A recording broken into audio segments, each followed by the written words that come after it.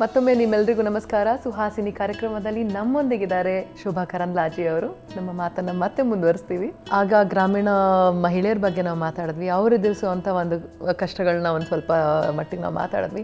ನಿಮ್ಮ ಸಿಟಿ ಮಹಿಳೆಯರ ಬಗ್ಗೆ ಏನು ಅನ್ಸುತ್ತೆ ಮ್ಯಾಮ್? ಸಿಟಿಯಲ್ಲಿರುವಂಥ ಮಹಿಳೆಯರಿಗೆ ಅವಕಾಶ ಜಾಸ್ತಿ, ಅವಕಾಶ ಎಕ್ಸ್ಪೋಜರ್ ಇದೆ. ಅವಳು ಕೆಲ್ಸಕ್ಕೆ ಹೋಗ್ಬೋದು, ದುಡಿಬೋದು, ಮನೆಯಲ್ಲಿ ಒಳ್ಳೆ ವಾತಾವರಣ ಇದ್ರೆ ಚೆನ್ನಾಗಿ ಬದುಕುವಂತ ಒಂದು ವಾತಾವರಣ ಇದೆ, ಮತ್ತೆ ಶಿಕ್ಷಣ ಸಿಗ್ತಾ ಇದೆ, ಈ ತರ ಇದೆ. ಆದ್ರೆ ಗ್ರಾಮೀಣ ಮಹಿಳೆಯರಿಗೆ ಇನ್ನೂ ಅದು ಸಿಗ್ತಾ ಇಲ್ಲ, ಅಂದ್ರೆ ವಾಯ್ಸ್ ಇಲ್ಲ ಅವಳಿಗೆ. ಆದ್ರೆ ಈ ಟೌನ್ ಅಲ್ಲಿ ಇರೋಂಥವ್ರಿಗೆ ಒಂದ್ ರೀತಿ ಅರ್ಧಂಬರ್ಧ ಸಿಟಿ ಲೈಫ್ ಇರುತ್ತೆ, ಒಂದ್ ರೀತಿ ಅರ್ಧಂಬರ್ಧ ಗ್ರಾಮೀಣ ಲೈಫ್ ಇರುತ್ತೆ. ಆಕ್ಚುಲಿ ನೀವು ಕಂಪೇರ್ ಮಾಡಿದ್ರೆ ಈಗ ನಮ್ಮ ಪುತ್ತೂರ್ ಅಂತ ಮಂಗಳೂರು ಅಂತ ಸಿಟಿ ಇದೆ, ಅಲ್ಲಿ ಇನ್ನೂ ಚೆನ್ನಾಗಿದ್ದಾರೆ ಅಂತ ಅನ್ಸುತ್ತೆ ತುಂಬಾ ಸರಿ. ಒಂದಂದ್ರೆ ಎಲ್ಲ ಎಕ್ಸ್ಪೋಜರು ಇದೆ, ಇನ್ನೊಂದು ಗ್ರಾಮೀಣ ಕಲ್ಚರು ಸ್ವಲ್ಪ ಸಂಸ್ಕೃತಿನೂ ಚೆನ್ನಾಗಿ ಉಳಿಸ್ಕೊಂಡಿದ್ದಾರೆ. ಆ ತರ ಅನ್ಸುತ್ತೆ. ಬೆಂಗಳೂರಲ್ಲಿ ನಮ್ಮ ಪಕ್ಕದ ಮನೆಯವರೇ ನಮ್ಗೆ ಗೊತ್ತಿರಲ್ಲ. ಹೌದು, ನಿಜವಾಗ್ಲೂ ಅದೊಂದ್ ರೀತಿ ಗೊತ್ತು ಮಾಡ್ಕೊಂಡ್ಬಾರ್ದು ಅಂತಾನೋ ಅಥವಾ ಹೇಗೋ ಗೊತ್ತಿಲ್ಲ. ಅವ್ರಂದ್ರೆ ಅದು ಪಕ್ಕದ ಮನೆಯಲ್ಲೇ ಏನೋ ಆಯ್ತು ಅಂತ ಇಟ್ಕೊಳ್ಳಿ. ಇವಾಗ ಮೊನ್ನೆ ಎಲ್ಲ ನಾನು ಪೇಪರಲ್ಲಿ ಓದ್ತಿದ್ದೆ, ಅವ್ರು ಸತ್ತು 2-3 ದಿನ ಆದ್ರೂ ಪಕ್ಕದ ಮನೆಯವ್ರಿಗೆ ಗೊತ್ತಿರಲ್ಲ. ಅಂದ್ರೆ ಈ ರೀತಿಯ ಒಂದು ವಾತಾವರಣ ಸಿಟಿಯಲ್ಲಿ. ಯಾಕಂದ್ರೆ ಅದು ನನಗೂ ಸ್ವಲ್ಪ ಸ್ಟಾರ್ಟಿಂಗ್ ನಾವು ಬೆಂಗಳೂರಿಗೆ ಬಂದಾಗ ತುಂಬಾ ಬೇಜಾರಾಗ್ತಿತ್ತು. ಅಂದ್ರೆ ನಾವೆಲ್ಲ ಬೆಳೆದಿದ್ದೀವಿ ದಾವಣಗೆರೆ ಅಂತ ಊರಲ್ಲಲ್ವಾ, ಅಲ್ಲೆಲ್ಲ ಹೆಂಗಂದ್ರೆ ಅಕ್ಕಪಕ್ಕದ ಮನೆಯವ್ರು ಅಂದ್ರೆ ನಮ್ಗೆ ಅಕ್ಕಪಕ್ಕದ ಮನೆಯವ್ರಂತ ಭಾವನೆನೇ ಇರಲ್ಲ, ಎಲ್ಲರ ಮನೇನು ನಮ್ಮ ಮನೇನೆ ಅಂತಾನೆ ಇರತ್ತೆ. ಇಲ್ಲಿ ಬರುವಾಗ ಭಾರಿ ಲೆಕ್ಕಾಚಾರದಿಂದ ಮಾತಾಡ್ಬೇಕು, ತುಂಬಾ ಸಫಿಸ್ಟಿಕೇಟೆಡ್ ಆಗಿರ್ಬೇಕು, ಸ್ವಲ್ಪ ಕೇಳಿ ಡೋರ್ ನಾಕ್ ಮಾಡಿ ಮಾತಾಡಿಸ್ಬೇಕು, ಆ ಥರದ್ದೆಲ್ಲ ಇಲ್ಲಿನ ಸಂಸ್ಕೃತಿ ಇರುತ್ತೆ. ಬಟ್ ಐ ಥಿಂಕ್ ಇನ್ನೂ ಒಂದ್ ಸ್ವಲ್ಪ ಸ್ನೇಹ ಭಾವ ಹೆಚ್ಚು ಬೆಳಿಬೇಕು ಕಾಣುತ್ತೆ. ಅಂದ್ರೆ ಜನ ಈಗೋಯಿಸಮ್ ಬಿಟ್ಟು, ಪ್ರೆಸ್ಟೀಜ್ ಬಿಟ್ಟು ಬದುಕುವಂಥದ್ದು, ಸ್ಟೇಟಸ್ ಬಿಟ್ಟು ಮಾಡಬೇಕು, ಬದುಕುವಂಥದ್ದು ಮಾಡ್ಬೇಕು. ಆಗ ಹೆಚ್ಚು ಸೇಫ್ ಆಗುತ್ತೆ ಬೆಂಗಳೂರು ಅನ್ಸುತ್ತೆ. ಸ್ಲಮ್ ಅಲ್ಲಿ ಒಂದ್ ರೀತಿಯ ಬದುಕು, ಇಲ್ಲೊಂದ್ ರೀತಿಯ ಬದುಕು. ಸ್ಲಮ್ ಅಲ್ಲಿ ಯಾರು ಬಂದಿದ್ದಾರೆ, ಯಾರು ಹೋಗಿದ್ದಾರೆ, ಯಾವ ದೇಶದ್ರು ಇದ್ದಾರೆ, ಯಾವ ದೇಶದವರು ಇದ್ದಾರೆ ಅಂತ ಗೊತ್ತಿಲ್ಲ. ಎಲ್ಲರನ್ನೂ ಕರ್ಕೊಂಡು ಬರ್ತಾರೆ. ಸಿಟಿ ಅಂದ್ರೆ ಸ್ವಲ್ಪ ಸಫಿಸ್ಟಿಕೇಶನ್ ಪ್ರದೇಶಕ್ಕೆ ಹೋದ್ರೆ ಪಕ್ಕದ ಮನೆಯವ್ರಿಗೆ ಗೊತ್ತಿರಲ್ಲ ಅಂತ, ಅದೊಂದು ಸಮಸ್ಯೆ. ಈ ರೀತಿ ಎರಡೂ ಸಮಸ್ಯೆಗಳು ಸಿಟಿ ಲೈಫ್ ಅಲ್ಲಿ ಇದೆ ಅಂತ ಅನ್ಸುತ್ತೆ. ಎಸ್ಪೆಷಲಿ ಹೆಣ್ಮಕ್ಳಿಗೆ ಒಂಥರ ಸಿಟಿ ಒಳ್ಳೇದು ಹೌದು, ಕೆಟ್ಟದ್ದು ಹೌದು ಅನ್ನುವಂಥದ್ದು ಭಾವನೆ ಇದೆ ಅಂತ. ಒಂಥರ ಓಡಾಡ್ಬಹುದು, ಆದ್ರೆ ಪ್ರಕೃತಿಗೆ ಹತ್ರ ಆಗುವಂತ ಒಂದು ಅವಕಾಶ ನಮ್ಗೊತ್ತು ಸಿಗಲ್ಲ. ಎಸ್ಪೆಷಲಿ ನನಗೊಂಚೂರು ಗುಡ್ಡ ಬೆಟ್ಟ ಅಂತ ಹೇಳಿದ್ರೆ ತುಂಬಾ ಖುಷಿ ಆಗುತ್ತೆ. ಇಲ್ಲಿರ್ಬೇಕಾದ್ರೆ ಸ್ವಲ್ಪ ಬೇಜಾರು. ನಿಮ್ಗೆ ಏನಾದ್ರು ಆ ತರ ಆಗುತ್ತಾ? ತುಂಬಾ ಸರಿ ಅನ್ಸುತ್ತೆ. ನಮ್ಗೆ ನಮ್ಮೂರಿಗೆ ಹೋದಾಗ್ಲೇ ಖುಷಿ ಅನ್ಸುತ್ತೆ. ಅದೇ ಅದು ಸ್ಪೆಷಲಿ ಕಾಡಲ್ಲೆಲ್ಲ ಬೆಳ್ಕೊಂಡು ಮರ ಎಲ್ಲ ಹತ್ಕೊಂಡಿದ್ರೆ ಈ ರೀತಿ ಒಂಥರ ಬಿಲ್ಡಿಂಗ್ ಮಧ್ಯೆ ಇರೋದಲ್ಲ, ಅಂದ್ರೆ ಇದೊಂಥರ ನಮ್ದು ನಾಟಕೀಯ ಜೀವನ ಅಂತ ಅನ್ಸುತ್ತೆ. ನ್ಯಾಚುರಲಿ ನಾವು ಇಲ್ಲ ಅಂತ ಅನ್ಸುತ್ತೆ. ಹಾಗೆ ಯಾವಾಗಾದ್ರೂ ನೀವು ಹೋಗಿ ಅಲ್ಲಿ ಸ್ವಲ್ಪ ದಿನ ಕಾಲ ಕಳೆಯೋದಿದ್ಯಾ? ನಾನು ಊರಿಗೆ ಹೋಗ್ತೀನಿ, ಬಟ್ ಹೆಚ್ಚು ಸಮಯ ಇರಕ್ಕಾಗಲ್ಲ. ಬಟ್ ಈಗ ಇದ್ರೂ ಅಲ್ಲಿ ಜನ ಬರ್ತಾರೆ. ಕರೆಕ್ಟ್.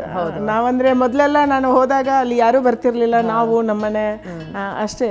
ಈಗ ಸಹಜವಾಗಿ ನಾವು ಹೋಗೋದು ಗೊತ್ತಾಗುತ್ತೆ, ಮತ್ತೆ ಅಲ್ಲೂ ಫ್ರೀಡಮ್ ಇಲ್ಲ, ಮತ್ತೆ ಪ್ರೈವೇಸಿ ಇಲ್ಲ ಅಂತ ಅನ್ಸುತ್ತೆ. ಅಡಿಕೆ ಮರನೇ ಹತ್ಬೇಕಂತ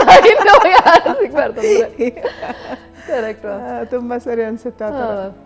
ಬಟ್ ಗ್ರಾಮೀಣ ಪ್ರದೇಶದ ಮಹಿಳೆಯರಿಗೆ ಇನ್ನಷ್ಟು ನಾವು ಎಜುಕೇಟ್ ಮಾಡುವಂತ ಅಗತ್ಯ ಇದೆ ಅಂತ ಅನ್ಸುತ್ತೆ. ಇನ್ನಷ್ಟು ಅವರಿಗೆ ಶಿಕ್ಷಣ ಕೊಡಬೇಕು. ಮತ್ತೆ ನಾನು ಯಾವಾಗಲೂ ಹೆಣ್ಮಕ್ಳ ಬಗ್ಗೆ ಮಾತಾಡುವಾಗ ಹೇಳ್ತಿರ್ತೀನಿ, ನಮ್ಮ ಮಹಿಳೆಗೆ ನೀವು ಏನು ಬೇಡ, ನಿಮ್ಮ ಸಿಂಪೇತಿ ನಮ್ಗೆ ಅಗತ್ಯ ಇಲ್ಲ. ನಿಮ್ಮ ಪುಕ್ಸಟ ಸಿಂಪೇತಿ, ಹೆಣ್ಮಗಳು ನಾವು ಹಂಗ್ ಮಾಡ್ತೀವಿ ಹಿಂಗ್ ಮಾಡ್ತೀವಿ, ಏನು ಬೇಡ. ನಮ್ಗೆ ಶಿಕ್ಷಣ ಕೊಡಿ, ಆರ್ಥಿಕವಾಗಿ ನಾವು ಸ್ವಾವಲಂಬರಾಗ್ಲಿಕ್ಕೆ ಬಿಡಿ. ನಮ್ಮ ಕೈಗೆ ನಮ್ಗೆ ಬುದ್ಧಿ ಇದ್ರೆ ಮತ್ತು ಕೈಗೆ ದುಡ್ಡು ಇದ್ರೆ ನಾವ್ ಏನ್ ಬೇಕಾದ್ರೂ ಮಾಡ್ತೀವಿ. ಬುದ್ಧಿ ಕೈಗೆ ದುಡ್ಡು ಬರುತ್ತೆ, ಸ್ವಲ್ಪ ಬೆಳೆಯಕ್ಕೆ ಅವಕಾಶ ಕೊಡಬೇಕು. ಆ ತರ ಮಾಡಿದ್ರೆ ಖಂಡಿತ ನಮ್ಮ ಹಳ್ಳಿಯ ಹೆಣ್ಮಕ್ಳು ನಮ್ಗಿಂತ ಸ್ಟ್ರಾಂಗ್ ಆಗ್ಬೋದು ಅಂತ. ಹಸಿರು ಕ್ರಾಂತಿ ಆದ ಮೇಲೆ ಫುಡ್ ಅಲ್ಲಿ ನಾವು ಮುಂದೆ ಇದೀವಿ, ಆಹಾರ ಧಾನ್ಯ ಉತ್ಪಾದನೆಯಲ್ಲಿ ನಾವು ಮುಂದೆ ಇದೀವಿ. ಆ ವಿಷಯದಲ್ಲಿ ಇನ್ನಷ್ಟು ಆಗ್ಬೇಕಾಗಿದೆ. ಬಟ್ ಬಹಳ ಕ್ಷೇತ್ರದಲ್ಲಿ ಮುಂದೆ ಇದೀವಿ, ಆದ್ರೆ ಆಗ್ಬೇಕಾದ್ದು ಇನ್ನೂ ಬಹಳ ಇದೆ ಅಂತ ತುಂಬಾ ಸರಿ ಅನ್ಸುತ್ತೆ. ಇದಕ್ಕೆ ನಾವೇ ಕಾರಣ. ಒಂದು ರಾಜಕಾರಣಿಗಳು, ರಾಜಕೀಯ ಕ್ಷೇತ್ರ, ಇನ್ನೊಂದು ನಮ್ಮ ಅಧಿಕಾರಿ ವರ್ಗ.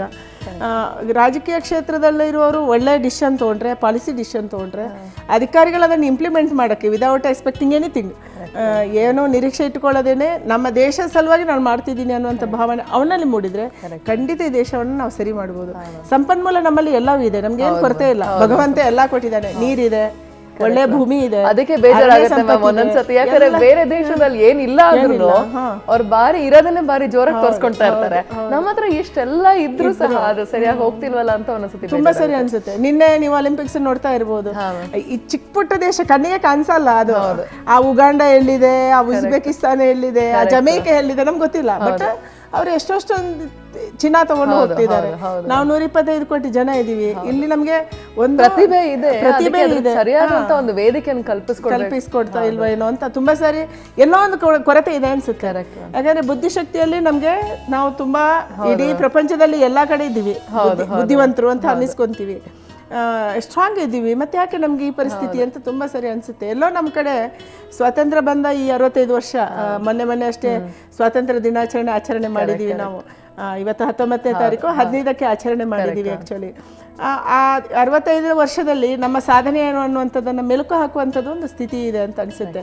ಒಂದ್ಸರಿ ಸಿಂಹ ತಾನು ನಡೆದ ದಾರಿಯನ್ನು ಹಿಂದೆ ತಿರುಗಿ ನೋಡುತ್ತೆ ಅಂತ ಹೇಳ್ತಾರೆ, ಸಿಂಹಾಲೋಕನ ಅಂತಾರೆ ಅದಕ್ಕೆ.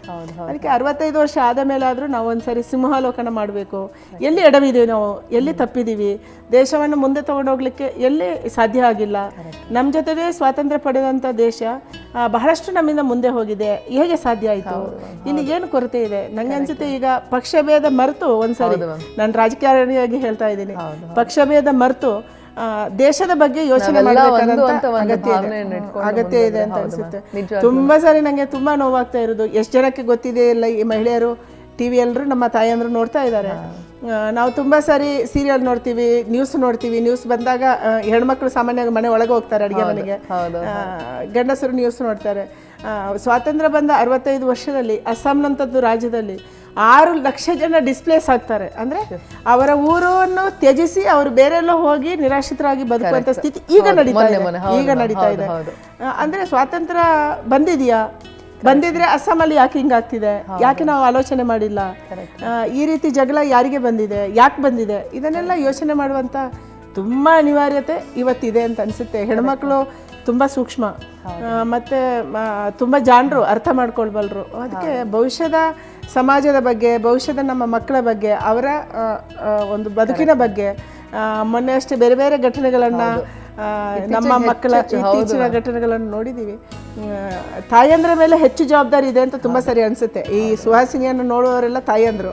ಅದಕ್ಕೆ ನಮ್ಮ ಮಕ್ಕಳನ್ನು ಹೇಗೆ ಬೆಳೆಸಬೇಕು ಅನ್ನೋದ್ರ ಬಗ್ಗೆ ಕೂಡ ಜವಾಬ್ದಾರಿ ಇದೆ. ಇದನ್ನೆಲ್ಲ ಬಿಟ್ಟು ಮ್ಯಾಮ್, ನೀವೊಬ್ಬ ಮಂತ್ರಿ ಅನ್ನೋದು ಬಿಟ್ಟು, ಅಥವಾ ನೀವೊಬ್ರು ಸಮಾಜ ಸೇವಕಿ ಅಂತ ಬಿಟ್ಟು, ನೀವೊಬ್ಬ ಮನೆ ಮಹಿಳೆ ಅಂತ ಅನ್ಕೊಂಡಾಗ ನಿಮಗೆ ಏನು ಖುಷಿ ಆಗುತ್ತೆ ಮ್ಯಾಮ್? ಯಾವ ಹಬ್ಬ ಇಷ್ಟ ಆಗುತ್ತೆ, ಅಥವಾ ಹಬ್ಬಗಳನ್ನ ಆಚರಿಸೋದ್ರಲ್ಲಿ ಸಂತೋಷ ಇದೆಯಾ ನಿಮಗೆ? ತುಂಬ ಖುಷಿ ಇದೆ. ನಮ್ಮ ಮನೆಯಲ್ಲಿ ದೀಪಾವಳಿಯನ್ನು ತುಂಬ ಚೆನ್ನಾಗಿ ನಾವು ಆಚರಣೆ ಮಾಡ್ತೀವಿ. ಪಟಾಕಿ ಹಚ್ಚೋದು ಅಂದರೆ ಚಿಕ್ಕ ಮಕ್ಕಳಿರುವಾಗ್ಲಿಂದ ಪಟಾಕಿ ಹಚ್ಚೋ ಅಭ್ಯಾಸ ಆಗಿದೆ. ಅದಕ್ಕೆ ಪಟಾಕಿ ಹಚ್ಚೋದು. ಇವತ್ತು ಪಟಾಕಿ ಹಚ್ಚೋದು ವೇಸ್ಟ್ ಆ್ಯಕ್ಚುಲಿ, ಆದರೂ ಕೂಡ ಮಕ್ಕಳು ಇಷ್ಟ ಬಂದ್ಬಿಡ್ತಾರೆ. ಬಟ್ ತುಂಬ ಸರಿ ಅನಿಸುತ್ತೆ. ಬಟ್ ಆ ಥರದ ಒಂದು ವಾತಾವರಣ ಆ ಒಂದು ದಿನಕ್ಕೆ ಸೀಮಿತವಾಗಿ, ಒಂದಿನ ಮಾತ್ರ. ನನಗೂ ಅಷ್ಟೇ, ಸ್ವಲ್ಪ ನಾನು ಅದನ್ನೆಲ್ಲ ಮರ್ತು ಹಬ್ಬ ಮಾಡ್ಬೇಕಾದ್ರೆ ಅದನ್ನೆಲ್ಲ ಮರ್ತು ಹೋಗ್ತೀನಿ, ಹಬ್ಬ ಮಾಡೋಣ ಅಂತ ಅನ್ಸುತ್ತೆ. ತುಂಬ ಸರಿ. ತಿಂಡಿ ಗಿಂಡಿ ಏನಾದ್ರು ಮಾಡೋದಿದ್ಯಾ ನಿಮ್ಗೆ? ಅದು ಫೇವ್ರೆಟ್ ತಿಂಡಿ? ನಂಗೆ ಚಕ್ಲಿ ತುಂಬಾ ಇಷ್ಟ. ಚಕ್ಲಿ ನಮ್ಮೂರಿನ ಹೋಳಿಗೆ ಇಷ್ಟ. ಹೌದಾ?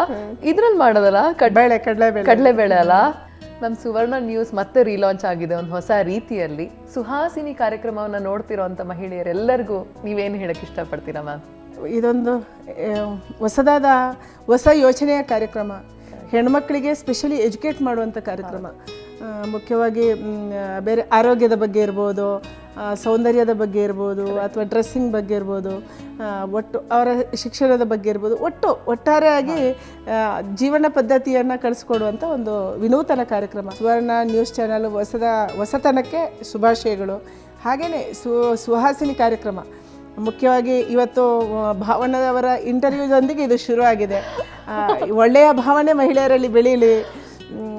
ಮಹಿಳೆಯರ ಜವಾಬ್ದಾರಿ ತುಂಬ ದೊಡ್ಡದಿದೆ, ಸಮಾಜಕ್ಕೆ, ದೇಶಕ್ಕೆ ತುಂಬ ದೊಡ್ಡದಿದೆ. ಇಡೀ ಮುಂದಿನ ಪೀಳಿಗೆಯನ್ನು, ಮುಂದಿನ ಸಮಾಜವನ್ನು ಬೆಳೆಸುವಂಥವಳೇ ಮಹಿಳೆ, ಹೆಣ್ಮಕ್ಳು. ಅವಳ ಜವಾಬ್ದಾರಿ ಬಹಳ ದೊಡ್ಡದು ಈ ದೇಶ ಕಟ್ಟುವ ಕೆಲಸದಲ್ಲಿ, ಸಮಾಜ ಕಟ್ಟುವ ಕೆಲಸದಲ್ಲಿ. ಈ ಕಾರ್ಯಕ್ರಮದ ಮೂಲಕ ಅವಳಿಗೆ ಒಂದು ಹೊಸ ಚಿಂತನೆ ಮೂಡಲಿ, ಶಿಕ್ಷಣ ಸಿಗಲಿ, ಹೊಸ ಯೋಚನೆಗಳು, ಒಳ್ಳೆ ಯೋಚನೆಗಳು ಬರಲಿ ಅನ್ನುವಂಥದ್ದು ನನ್ನ ಅಪೇಕ್ಷೆ. ಕರೆಕ್ಟ್ ಮ್ಯಾಮ್, ನೀವು ಹೇಳಿದ್ದೆಲ್ಲದೂ ಸರಿಯಾಗಿದೆ ಮ್ಯಾಮ್. ಮತ್ತೊಮ್ಮೆ ಸುವರ್ಣ ವೀಕ್ಷಕರು ಎಲ್ರಿಗೂ ನಮಸ್ಕಾರನ ತಿಳಿಸ್ತೀನಿ. ಶೋಭಾ ಕರಂದ್ಲಾಜೆ ಅವರಿಗೆ ಧನ್ಯವಾದಗಳು ಮ್ಯಾಮ್. ತುಂಬ ಖುಷಿ ಆಯಿತು ನೀವು ಬಂದಿದ್ದು ನಮ್ಮ ಕಾರ್ಯಕ್ರಮಕ್ಕೆ. Thank you so much for everything. Thanks ma'am.